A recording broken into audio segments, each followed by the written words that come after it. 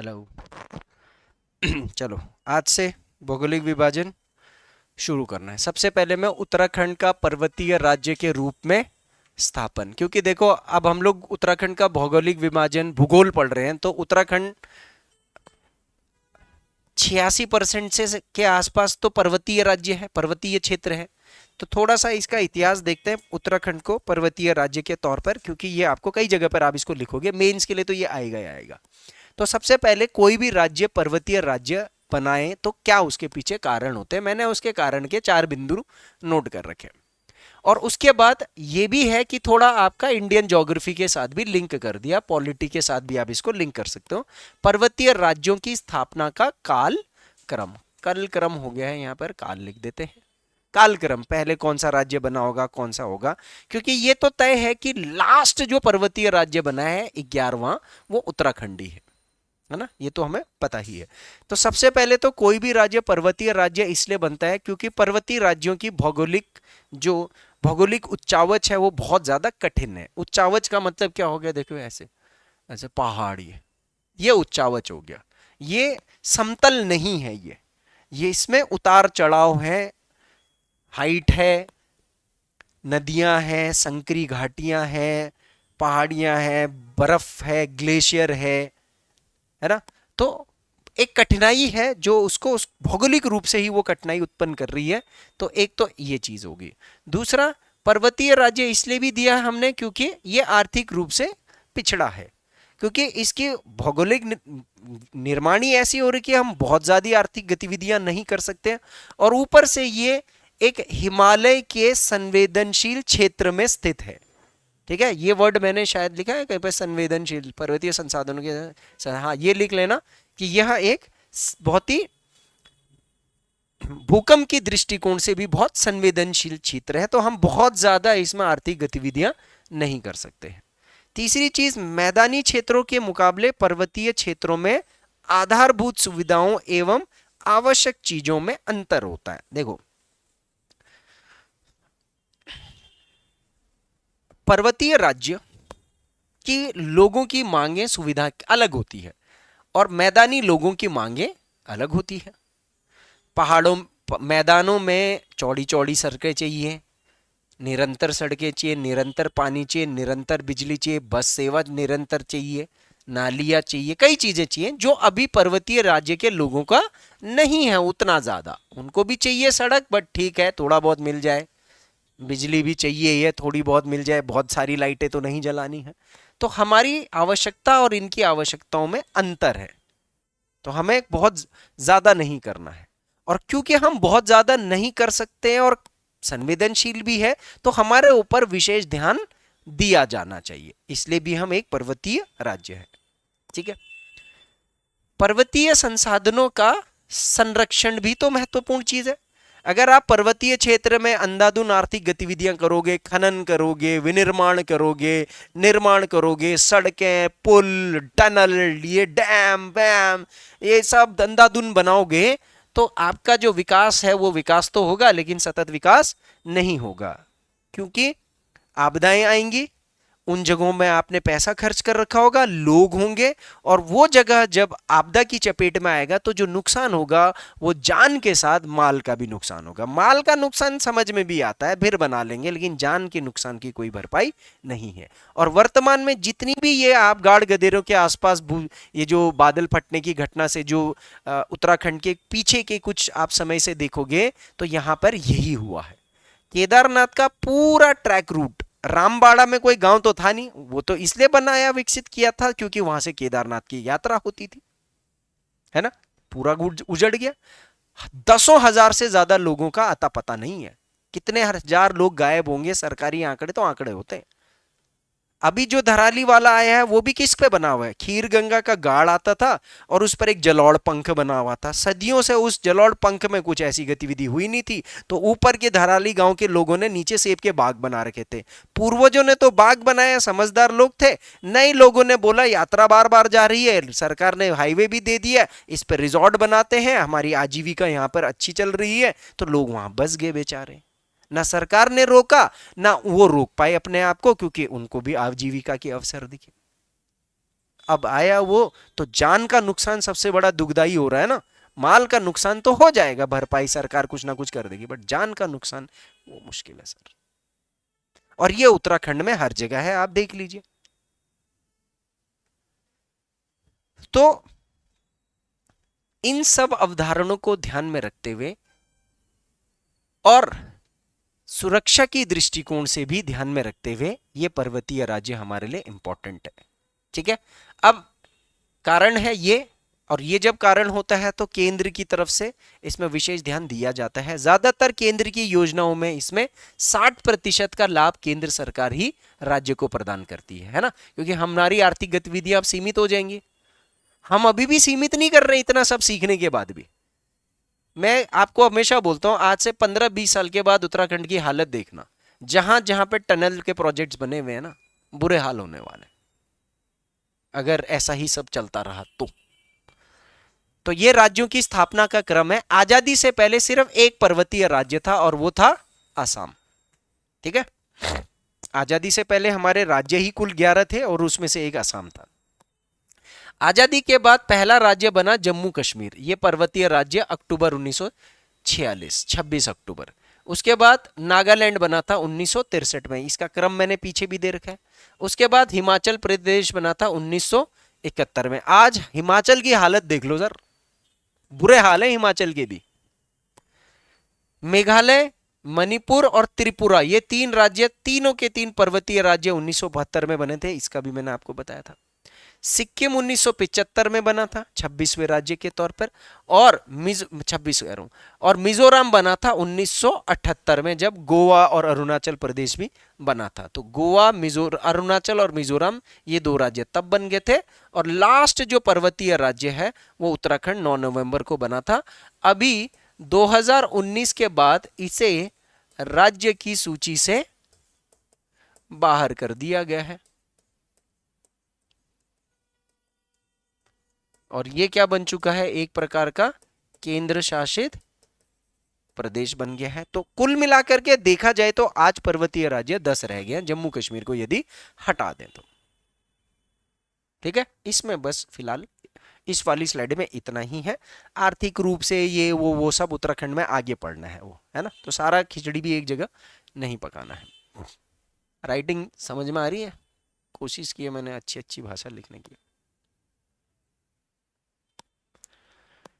ठीक है, अब आते हैं उत्तराखंड की भौगोलिक संरचना। पहले एक रफ डेटा देख लेंगे ऐसे, उसके बाद मैं एक डायग्राम बनाऊंगा। ठीक है, वो डायग्राम आप तभी बनाना पेपर के अंदर। ठीक है, पहले एक ऐसे ही देख लेते हैं। देखो, तो ये सब आपको पता है कि उत्तराखंड को के जो भूभाग है, उच्चावच है, ऊंच नीच, पत्थर चट्टान का क्रम, अवसादों का क्रम।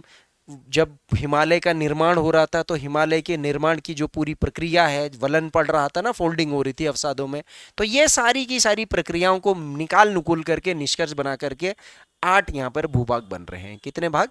8। तो चट्टान क्रम होगा या उच्चावच हो या भूभाग हो, इसके अनुसार उत्तराखंड को कितने भागों में विभाजित किया है? 8 भागों में विभाजित किया। इसका लिस्ट आप देख सकते हैं यहाँ पर। ये लिस्ट जो है वो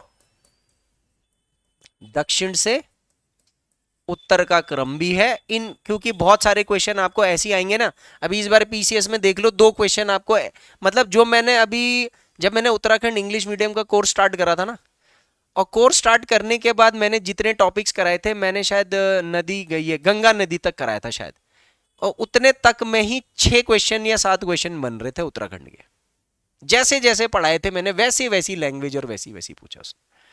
तो सबसे दक्षिणी क्षेत्र में आएगा गंगा का मैदान, ये हिस्सा देख रहे हो आप यहां पर, देखो, ठीक है, ये है गंगा का मैदान, सबसे पहला हिस्सा। उसके बाद आता है तराई, ये हिस्सा दिख रहा है, ये उधम सिंह नगर पूरा आएगा तराई, और थोड़ा सा आएगा हरिद्वार, ये वाला हिस्सा हो गया आपका तराई का क्षेत्र। ठीक है, उसके बाद आता है भाबर। ठीक है, भाबर इधर है, थोड़ा इधर है, इस तरफ भाबर बहुत कम है। तीसरा हो गया आपका भाबर। उसके बाद आता है शिवालिक की श्रेणियां। तो शिवालिक ये है, हल्का सा इधर से जाएगा और इधर से जाएगा शिवालिक। उसके बाद दून और द्वार की घाटियां, ये घाटियां कहां पर है, यहां पर, ये हो गया, ये द्वार हो गया, थोड़ा बहुत इधर दून और द्वार की घाटियां, ये हो गया हमारा शिवालिक, ये हो गया चौथे नंबर पर, ये हो गया पांचवें नंबर पर। और ऐसे ही पढ़ते जाएंगे हम, एक एक चीज इसका चप्पा चप्पा आगे अध्ययन कर लेंगे, ठीक है। उसके बाद आ जाता है हमारा दून और द्वार की घाटी के बाद फिर लघु हिमालय, एक बड़ा क्षेत्र है, ये देखो, ये पूरा एरिया आपका जो है वो लघु हिमालय। सबसे ज्यादा एरिया आपका उत्तराखंड में कौन सा क्षेत्र कवर करेगा, लघु हिमालय, इसकी चौड़ाई ज्यादा है, ठीक है। तो सबसे ज्यादा एरिया ये कवर करेगा, आगे ये सब कुछ आ जाएगा। फिर उसके बाद आ जाएगा आपका महान हिमालय, यहां से लेकर के यहां तक, यहां तक मोटा मोटी, और इधर आगे चला जाता हूं मैं, ये सारा क्षेत्र आपका क्या हो गया, महान हिमालय। और लास्ट में ये हल्का सा एरिया, हल्का सा एरिया है ये हो गया आपका ट्रांस हिमालय। ये क्या हो गया, ट्रांस हिमालय। अब देखो इसको एक और डायग्राम में अभी आपको बताऊंगा, ठीक है। गंगा का मैदान हो गया, तराई का मैदान हो गया, भाबर का क्षेत्र हो गया, शिवालिक हो गया, दून और द्वार की घाटियां होगी, लघु हिमालय हो गया, महान हिमालय हो गया और ट्रांस हिमालय हो गया। अब जैसे जब आप इंडियन ज्योग्राफी पढ़ते हो ना, तो मैं जैसे ये जो हिमालय और शिवालिक के जो निर्माण की सारी के सारे तर्क और जो प्रक्रिया है वो मैं आपको वहां पर बताऊंगा। पर जब अभी यहाँ पर थोड़ा सा और अभी चर्चा हो रही, तो हल्का सा एक ओवरव्यू दे दूंगा कि ये फिजिकल ज्योग्राफी या भारत के भूगोल का ये थोड़ा बहुत आइडिया होना चाहिए, क्योंकि उत्तराखंड पर ये सारा लागू होता है। तो आप इसको ऐसे समझो, देखो क्रम में सबसे पहले मैप पे देखो, अभी ये मैं रफ बोल रहा हूं ना, अभी तो ये डिटेल में जाना है सारा का सारा, ये सब हो जाएगा लास्ट में, फिर बनाएंगे जब ये सारा, ये कम से कम 4-5 दिन 7 दिन का, 7 दिन से ज्यादा का कंटेंट है ये। तो आप यहां पर देख रहे हो हरिद्वार का ये जो दक्षिण वाला एरिया, ये गंगा का मैदान वाला इलाका कहलाया जाएगा, ठीक है। ये मैदानी हिस्सा, यहां से गंगा बहती है, गंगा के अगल बगल का हिस्सा। जैसे हरिद्वार का उत्तरी क्षेत्र आएगा और उधम सिंह नगर पूरा एरिया, इसको तराई का मैदान कहते हैं, ठीक है। उसके बाद थोड़ा सा देहरादून का एरिया हो गया, हल्का सा हरिद्वार, और हल्का सा ये जो नैनीताल वाला जो क्षेत्र है, ये वाला भाबर मैदान, भाबर प्रदेश, इसमें थोड़े जो मिट्टी पत्थर कंकड़ थोड़े मोटे मोटे होंगे। उसके बाद यहां से पहाड़ लगने शुरू हो जाएंगे। तो सबसे पहले शिवालिक का पहाड़ बनेगा ऐसे, शिवालिक का पहाड़ आपका देहरादून से लेकर के शुरू हो जाएगा, हरिद्वार का उत्तरी क्षेत्र, ये मनसा देवी वगैरह वाला क्षेत्र, उसके बाद ये कोटद्वार वोटद्वार के इधर से होता हुआ फिर नैनीताल के दक्षिण वाला क्षेत्र, हल्द्वानी काठगोदाम, ये वाला एरिया करके ऐसे चला जाएगा शिवालिक, छोटी छोटी पहाड़ियां, जैसे हमारे उधर पीछे ये नवादा की पहाड़ियां हैं, ये सब शिवालिक। उसके बाद फिर चौड़ी सी घाटियां आ जाती हैं। उसके बाद जैसे ये पहाड़ खत्म होते हैं, फिर ऐसे लघु लघु हिमालय, लेकिन लघु हिमालय और शिवालिक के बीच में लंबी घाटियां हैं, लंबी, ये लंबी घाटी, देखो दून देहरादून का नक्शा देखोगे ऐसे है, कोटद्वार देखोगे ऐसे है, तो लंबी लंबी घाटियां हैं ऐसे, ठीक है, घाटी।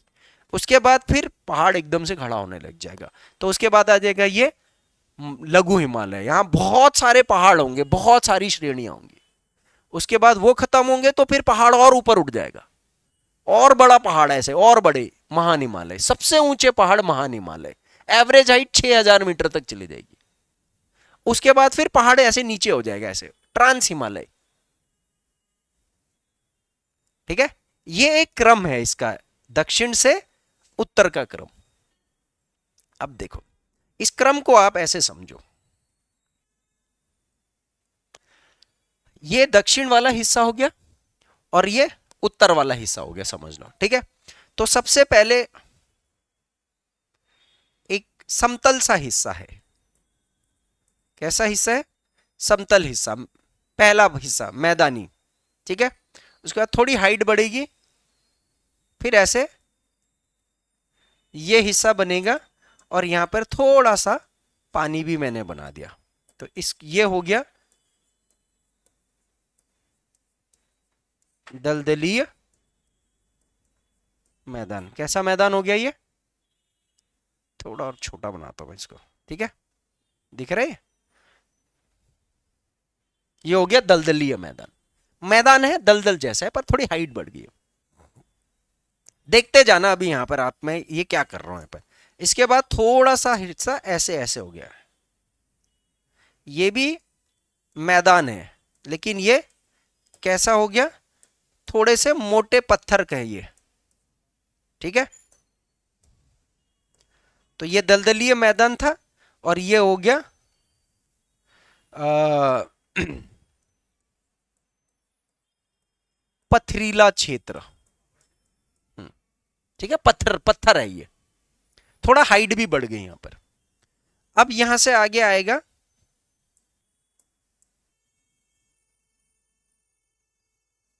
ये छोटे से पहाड़, छोटे पहाड़ियां, पहाड़ियां, पहाड़ भी नहीं बोलूंगा मैं, क्या यूज करूंगा, पहाड़ियां। 3 4 6 हजार मीटर, 8 हजार मीटर, इतना तक इसका हाइट है। उसके बाद यहां पर आ जाएगा एक लंबा सा ऐसा गैप, गैप आ गया लंबा सा, ठीक है। इसको मैं बोलूंगा घाटी। कैसी, चौड़ी या फिर लंबी घाटी। हाइट बढ़ती जा रही है देखो सी लेवल से। अब ये जब घाटी आ जाएगी तो उसके बाद शुरू हो जाएंगे फिर पहाड़, ठीक है। ये शुरू हो जाएंगे पहाड़, ठीक है। पहाड़ वाला इलाका शुरू हो गया, हाइट बढ़ गई। उसके बाद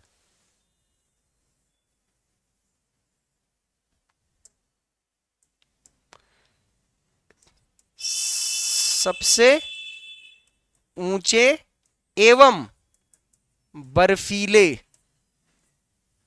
कौन से वाले पहाड़ हो गए, बर्फीले पहाड़। इसको मैं बोलता हूं असली पहाड़। ये तो पहाड़ है नकली, ये असली पहाड़ है, देख के डर लग जाएगा। उसके बाद फिर इस तरफ आ जाएगा, ठीक है, ट्रांस हिमालय। मतलब इसको मैं बोलूंगा हिमालय के पार के पहाड़, ऐसे बोल देता हूं, हिमालय के उस पार के पहाड़। अब यहां पर आप देखो, सबसे पहली भौगोलिक, दूसरा, तीसरा, चौथा, पांचवा, छठवां, सातवां, आठवां, 8 भूभाग हो गए। अब इनके नामकरण कर दे, अब इनके नामकरण करते। देखो सबसे पहले ये जो समतल हिस्सा है इसको बोल दिया है गंगा का मैदान, क्योंकि यहां से कौन कौन सी नदी बह रही होगी, यहां से बह रही होगी कौन सी नदी, गंगा नदी। तो इसको बोल दिया मैंने गंगा का मैदान सबसे पहले। उसके बाद एक दलदल वाला हिस्सा आता है, इसको कहते हैं तराई का मैदान। उसके बाद एक पथरीला क्षेत्र आता है, इसको कहते हैं भाबर क्षेत्र। उसके बाद पहाड़ी शुरू होने लग जाती है तो इसको कहते हैं शिवालिक। उसके बाद दून और द्वार घाटी। उसके बाद लघु हिमालय। उसके बाद जो हाइट सबसे ज्यादा है महान हिमालय। उसके बाद ट्रांस हिमालय। डायग्राम समझ में आ गया हाइट के हिसाब से, ठीक है। समुद्र तल का खेल खेलना है, नहीं इसमें कंफ्यूजन हो जाएगा, समुद्र तल यहां मत लगाना, ठीक है। ये पढ़ना है हमने एक एक करके। अब आप अपने दिमाग में इस डायग्राम को रखना, अरे बात समझ में। कुछ चीजें आगे के लिए थोड़ी सरल कर दूं, मूल्यांकन करते हुए चलना है ना। अब मेरी दृष्टिकोण से असली उत्तराखंड जो, जिसमें मेरी एक्सपर्टीज आपको औरों से अलग करेगी, वो यहां से शुरू होती है। यहां से आगे जब मैं टॉपिक्स जो जब बताने के तरीका बताऊंगा वो मार्केट में फिर आपको कम ही मिलेगा। यहां से पहले तक का तो फैक्चुअल है, जो है सब ऐसे ही देंगे, इसमें कोई फर्क नहीं पड़ेगा। तो गंगा का मैदान एक एक करके पढ़ेंगे। अब आप देख लो उत्तराखंड का मैक्सिमम एरिया इसमें है, ये देखो ये एरिया 86% एरिया ये है। देखो यहां पर अगर मैं ऐसे बनाऊं ना तो उत्तराखंड का 86% क्षेत्र ये है, और भाबर के तो खैर शिवालिक और भाबर ये बीच बीच में है, भाबर क्षेत्र इधर भी है कुछ इधर भी है, तो कोई फर्क नहीं पड़ेगा। बाकी आपका 14% क्षेत्र ये है। मूल्यांकन करेंगे हिमालय के पार के पहाड़, मतलब हमारे उस पार कौन कौन से पहाड़ है।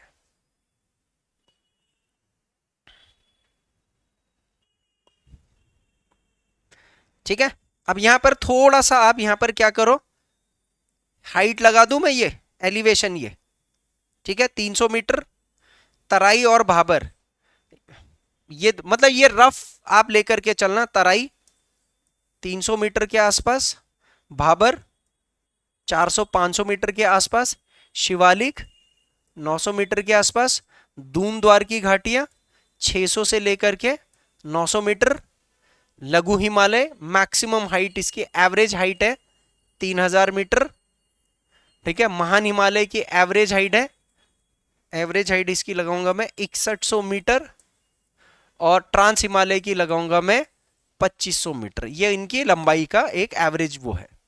अब मैं जब वनों के प्रकार बनाऊंगा ना, वनस्पति पे, जो कि हिमालय के हमारे उत्तराखंड की वनस्पति, तो जैसे मैंने बोला उष्ण कटिबंधीय वनस्पति, शीतोष्ण, ये उष्ण कटिबंधीय हो गया जैसे, और शीतोष्ण हो गया, उपोष्ण हो गया, शीतोष्ण हो गया, ठीक है, शीतोष्ण आर्द्र हो गया, पर्वतीय वनस्पति हो गया, ठीक है, अल्पाइन वनस्पति हो गया, ठीक है, अल्पाइन घास के मैदान हो गए, ठीक है, टुंड्रा वनस्पति हो गया। तो ऐसे करके ये हाइट के हिसाब से जाना है सारा का सारा। तो यही सारा आपको वहां, ये चीज आपको उत्तराखंड के उसमें ये मैप आपको बहुत जगह पर लिंक करेगा, यहां से आगे कहीं पर भी आप लगा दोगे। मसूरी की हाइट का, मसूरी कहां पर है देखो, मसूरी कितना है 2000 मीटर, ठीक है, अप्रोक्स 2000 मीटर है मसूरी। बेदनी बुग्याल कहां पर है, महान हिमालय में, कितने हाइट पर है 3354 मीटर, 11,004 फुट है उसकी बेदनी बुग्याल। औली का बुग्याल कितने हाइट पर है 2200 मीटर। आप समझ रहे हो। कोई कुंड या कोई ग्लेशियर देख लेते हैं, रूप कुंड, बाहर उत्तराखंड का सबसे ऊंचा कुंड कौन सा, रूप कुंड, 5000 मीटर की हाइट पर, ठीक है। गंगोत्री ग्लेशियर देखना है, गंगोत्री ग्लेशियर कहां पर है 3700 मीटर के, 37 कह रहा हूं 4000 मीटर के हाइट पर। कोई चीज ऊपर, कोई चीज नीचे, कोई चीज ऐसे आपकी होगी। आपने हिमनद भी पढ़ना है, नदियां भी पढ़नी है, कुंड भी पढ़, कई चीजें पढ़नी है, पहाड़ पढ़ने हैं, चोटियां पढ़नी है।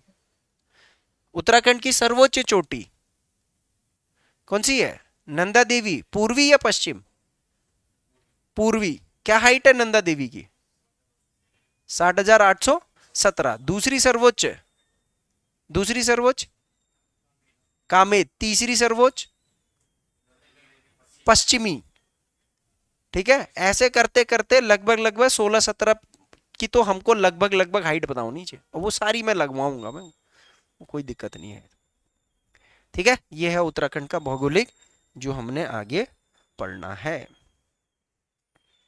ये मैप मेरे लिए जरूरी था। सबसे पहले गंगा का मैदान। अब यहां पर थोड़ा सा मैप देखो, ये गंगा नदी है, ठीक है। गंगा नदी के आसपास का जो ये मैदानी इलाका है ये ऐसे है, गंगा के ठीक किनारे पर थोड़ा उठा हुआ है, और उसके बाद थोड़ा ऐसे नीचे, और उसके बाद फिर उठ जाता है, ये ऐसे करके फिर ये ऐसे उठ जाता है, ठीक है। तो थोड़ा सा हल्का सा अंतर है। तो ये गंगा का मैदान, तो ये रहा, इसमें खादर बांगल लिखा हुआ है, उसको अभी छोड़ देना। फिर ये तराई आ गया, ये भाबर देख रहे हो, देखो तराई और भाबर ये दलदल जैसा दिख रहा है ना, हरिया भरा दलदल जैसा, और ये पथरीला, मोटे मोटे पत्थर कंकड़ वाला। तो पतले अवसाद, मोटे अवसाद, ये क्योंकि आप लोगों ने ज्योग्राफी अभी पढ़ी नहीं है ना, फिजिकल ज्योग्राफी, भौतिक भूगोल उतना नहीं पढ़ा है, पर फिर भी थोड़ा बहुत तो पता होगा, तो वो मैं बताता जाऊंगा यहाँ पर, वो लॉजिक भी। उसके बाद फिर हिमालय आ गया, हिमालय के 3 भाग हैं।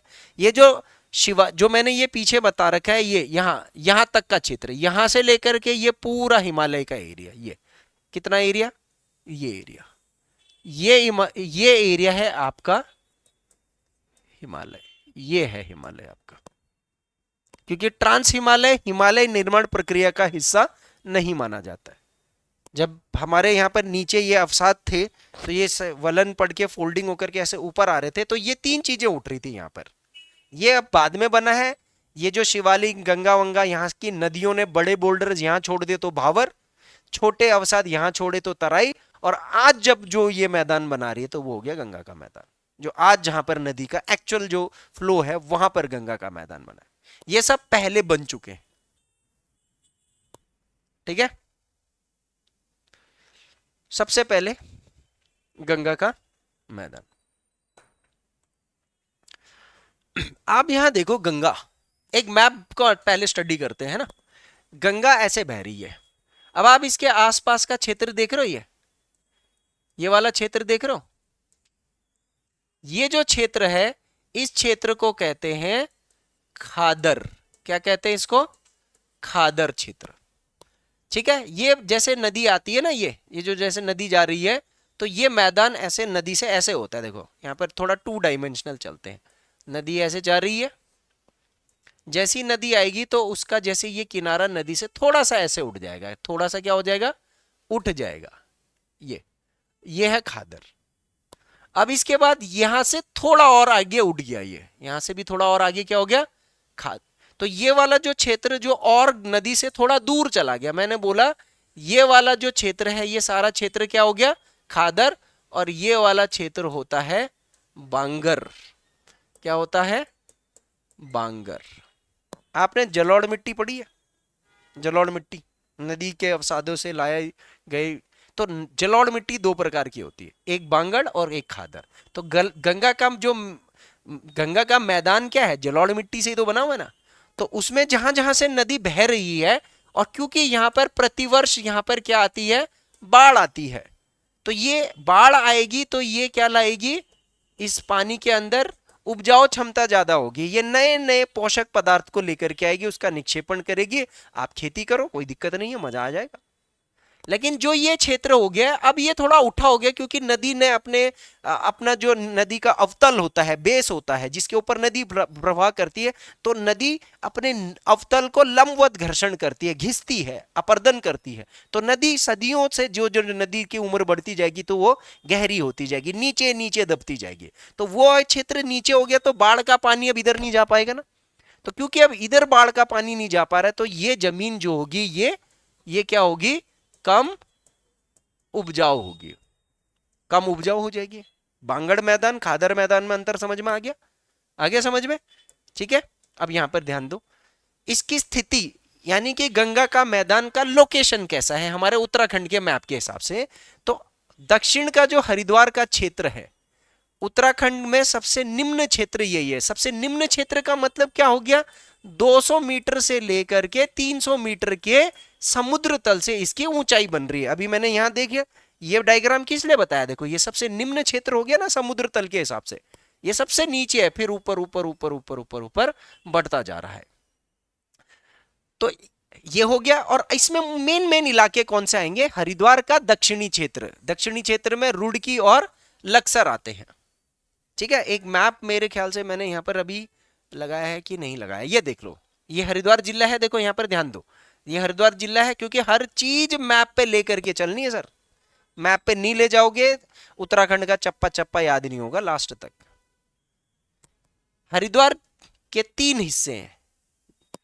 हरिद्वार के अंदर कितने उपखंड हो रखे हैं, 3। एक रुड़की वाला क्षेत्र जो पश्चिम वाला है, इसका उत्तर वाला मेन हरिद्वार, और ये नीचे वाला लश्कर। ये तो ये जो नीचे नीचे वाला एरिया है ना, ये यहाँ ये गंगा नदी ऐसे करके यहां से ऐसे बह रही है। ठीक है, बात समझ में आई? तो ये 3 एरिया इसमें आते हैं। इसका निर्माण कैसे हुआ है, क्योंकि मैदान है ना, तो भैया जो ये जलोढ़ मैदान होता है ये किससे बना है, गंगा और उसकी सहायक नदियों के द्वारा लाए गए निक्षेपित बारीक अवसादों से। क्योंकि मोटे अवसाद कहाँ टिक गए, मोटे यहां रह गए, उससे थोड़े बारीक यहां रह गए, और जो बिल्कुल बारीक है वो आपके ये यहां पर है, गंगा के मैदान बना रहे। तो ये पता होना चाहिए मेंस राइटिंग के लिए। अच्छा ध्यान देना, मैं थोड़ा नोट्स बहुत स्पष्टता से लिख रहा हूं, क्योंकि मेरे को पता है यही चीज आपने लिखनी है तो आपकी लैंग्वेज भी मेंस के लिए बननी है। नहीं तो मैं इसको शॉर्ट में भी कर देता, बट फिर मैं शॉर्ट अभी कर नहीं रहा हूं। यहां पर कैसी मिट्टी मिलेगी आपको, बहुत इंपॉर्टेंट है। आगे मृदा के प्रकार भी आपने पढ़ने, आपने कृषि भी पढ़ना है, आपने वन वन भी पढ़ना है और वनस्पति भी पढ़नी है, वहां भी लिंक होगा। तो सर्वाधिक उपजाऊ क्षेत्र यही है, क्योंकि ये है बाढ़ का मैदान, ये है जलोढ़ मैदान। यहाँ की मिट्टी को अगर आप हाथ में रखोगे तो चिपचिपी मिट्टी है, चिकनी मिट्टी जिसे कहते हैं। इस मिट्टी की जो प्रवृत्ति है, इसकी जो भौतिक गुण है, यहां पर आप ऐसे लिख सकते हो, ठीक है, भौतिक गुण। चिकनापन है, थोड़ा बलुआपन भी है, क्योंकि हर साल नदियां नया नया रेत लेकर के आ रही है ना, तो थोड़ा बलुआपन भी है और थोड़ा जलोढ़पन भी है। जलोढ़ जिसे कहते हैं लोमी, लोमी मिट्टी, ठीक है, लोमी, इसको अंग्रेजी में कहते हैं लोमी। लोमी का मतलब होता है जलोढ़। ज्यादा मतलब एकदम पतली मिट्टी जिसे कहते हैं ना, तो इसमें पतलापन भी है और हल्का सा रेतीलापन भी है। देखो नदी के आसपास वाले में रेतीलापन होगा, लेकिन जो दूर दूर की मिट्टी होगी वो रेत अब अपर्दित होकर के टूट फूट करके पतले हो गए हैं, जलोढ़ हो गए हैं। तो हर डिपेंड करता है कि कैसा वाला होगा। इसका वर्गीकरण, गंगा के मैदान का वर्गीकरण दो तरीके से होता है, एक बांगड़ क्षेत्र और एक खादर क्षेत्र। बांगड़ क्षेत्र गैर बाढ़ प्रवाहित क्षेत्र है, इसको पुरानी जलोढ़ मृदा भी कहते हैं। तो मैंने डायग्राम से यहां पर बता दिया कैसे। आप जब फिजिकल ज्योग्राफी पढ़ोगे तो वहां पर बांगड़ खादर का एक अलग से डायग्राम बना रखा है। खादर क्षेत्र क्या होता है? जो निरंतर बाढ़ प्रवाहित क्षेत्र होता है, और यह क्षेत्र सबसे ज्यादा उपजाऊ होता है, क्योंकि हर साल बाढ़ नए अवसाद लेकर के आ रही होगी। इस क्षेत्र को नवीन जलोढ़ मृदा क्षेत्र भी कहते हैं। नवीन जलोढ़, जलोढ़ का मतलब क्या होता है? जल द्वारा निर्मित। जल कौन सा वाला? नदी द्वारा लाए गए जल से निर्मित, ठीक है, जलोढ़। और यहां पर आप कौन सी फसल उगा सकते हो? गेहूं की फसल सबसे कॉमन फसल है। तो गेहूं की फसल होगी और उसके साथ साथ कुछ क्षेत्रों में गन्ना है। थोड़ा देखो कम फसल ना कंबाइंड में है, बट ये मेजॉरिटी फसल के हिसाब से हम बता रहे हैं। खादर क्षेत्र में गेहूं लगा रहे होंगे तो जो, सॉरी, खादर क्षेत्र में गन्ना लगा रहे होंगे तो जो बांगड़ क्षेत्र है वहां गेहूं लगा रहे होंगे। उसके साथ साथ आप आलू भी लगा रहे हो इस क्षेत्र में। थोड़ा बहुत कुछ कुछ जगह पर कुछ कुछ लोग चावल भी लगा रहे हैं, बट अब चावल बहुत कम हो गया इधर, इधर मतलब ज्यादा है नहीं। आपने बहुत कम सुना होगा हरिद्वार में लोग चावल लगा रहे हैं, ये लगा रहे हैं, वो लगा रहे हैं। पर गन्ना आपने अभी भी सुना होगा, क्योंकि चावल को गन्ने से ज्यादा पानी चाहिए। हाँ, ये बात समझ में आ गई? क्लियर है यहां तक की कहानी?